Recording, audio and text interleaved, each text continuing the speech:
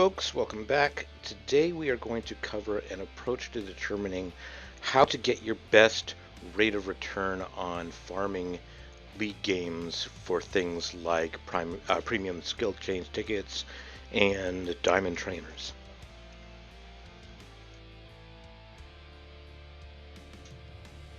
Now, before we get into this, I need to break everybody of the mindset that we naturally fall into in looking at our game results and season results and thinking that if we're not winning games, then we're not going to get the returns that we want. And that's simply not true. You do not want to determine which season you run based off of your win percentage, because naturally, as you see, you move up in towards the higher level of master rank starting in about season 2030. Your win rate drops off dramatically, and it gets harder and harder to win a consistent amount in the higher years of the master league. But that's okay. You need to come to grips with it. It's okay if you're not, you might not even be first place in your league. It's okay. We don't care about that.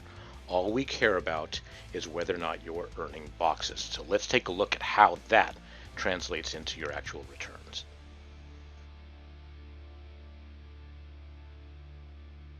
So setting the context here, everything that we're going to be talking about here is oriented towards the master seasons. It doesn't mean that the logic doesn't hold true for standard seasons, but the numbers that I show you and everything are all going to be related to master seasons. You can still follow the approaches by plugging in different numbers into the formulas, and you can find it out if you're in the regular seasons.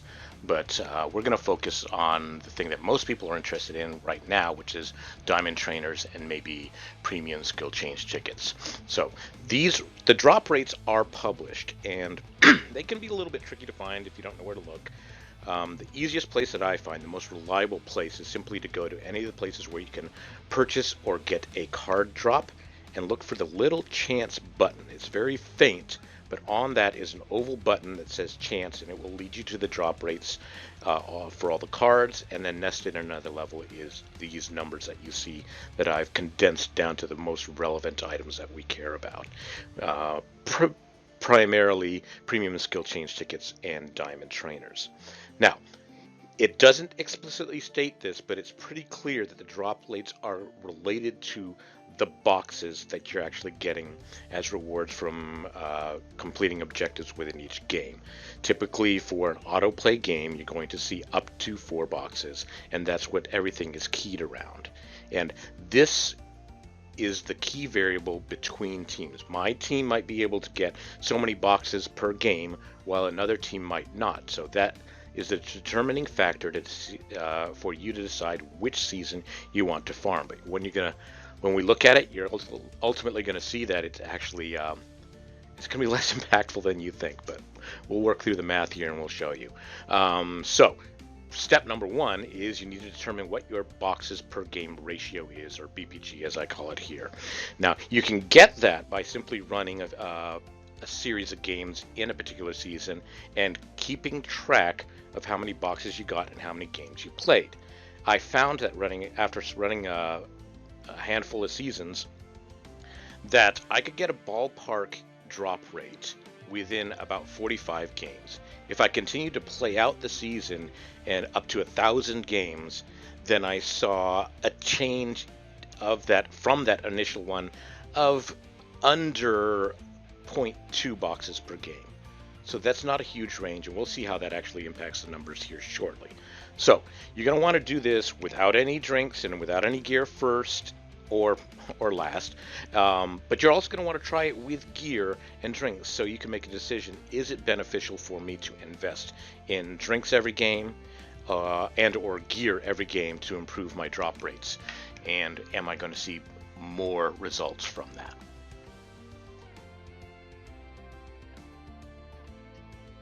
After finding your BPG rate, you're going to need to figure out how that works with the drop rate to determine which season you should be farming. So your drop rate is simply going to be your boxes per game times the published drop rate. In the table below, the rate column contains the Diamond Trainer drop rate for each season. And what you can see across the top is I've extended out some typical drop rates, a range of drop rates that you would standardly see from farming these seasons. On the low end, you might actually see even lower than 2.6. You can plug this into your own calculation to figure that out. But starting with, I saw most of my results were going upwards of 2.6 boxes per game, and on the high end, I would reach about 3 boxes per game. And I never really got higher than that, but I just put the numbers in for some comparisons we're going to make here shortly. So the first thing to note is that at the lowest, if I got 2.6 boxes per game in season 2032, I was seeing a 0.052 rate of diamond trainers. And if you take that and you compare that to the next season, 2031, you have to scroll or scoot all the way over towards roughly 3.3 boxes per game in order to get a somewhat comparable drop rate out of season 2031. And I can tell you, I could not get anywhere close to 3.3 boxes per game in playing season 2031, whereas I was able to get about 2.66 boxes per game in 2032. So for me, my deciding factor was right there. It's going to be 2032. And when you plug in the numbers for premium skill change tickets, a similar type of thing is going to occur. And so you might be inclined to say, oh, hey, I'm getting, a lot of boxes. I'm winning a lot more. Once again, the fallacy of winning in season 2029. But even if you were getting 4.0 boxes, perfect amount of boxes per game, you're nowhere near the rate that you're going to get in the higher seasons. So accept the loss rate, move up. So your higher box rate did not necessarily get you your higher rate of return.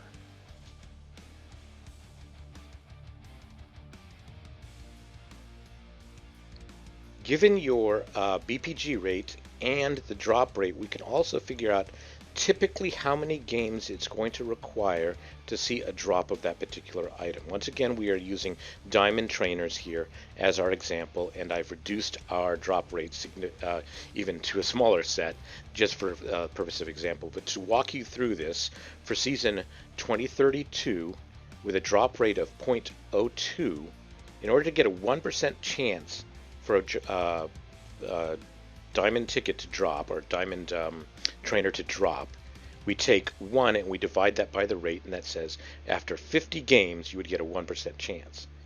Now if you want a 100% chance, you multiply that by 100 and you get to 5,000. You take the 5,000, so it would take 5,000 games at 1 box per game to typically see a diamond trainer. So you divide that by the drop rate you're actually seeing, and this 2.5 would get you 2,000, and so on down the line. If you're getting 3 boxes per game, it's going to take you 1,667 games on average. It's not guaranteed that by 1,600 games you've gotten your diamond trainer, but typically by then you should have seen it.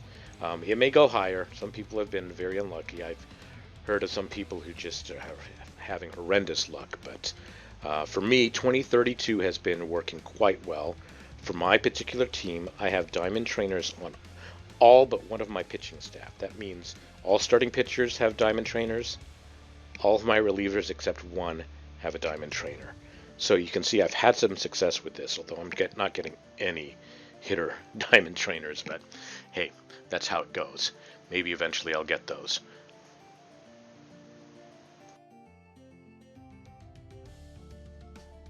So it really ended up being pretty simple when you boil it down, and I kind of kicked myself, and I realized it this week why I hadn't had this realization earlier, and why I wasn't making my judgments based on this. But fortunately, in my case, I had already settled on the 2032 season, so it didn't ultimately hurt you or hurt me. So, but hopefully this will allow you to understand what you should be targeting as well. So I wish you good luck in your diamond trainers, and give me some feedback if this ends up working for you or not working for you, or any other comments you might have. Thanks, and see you later.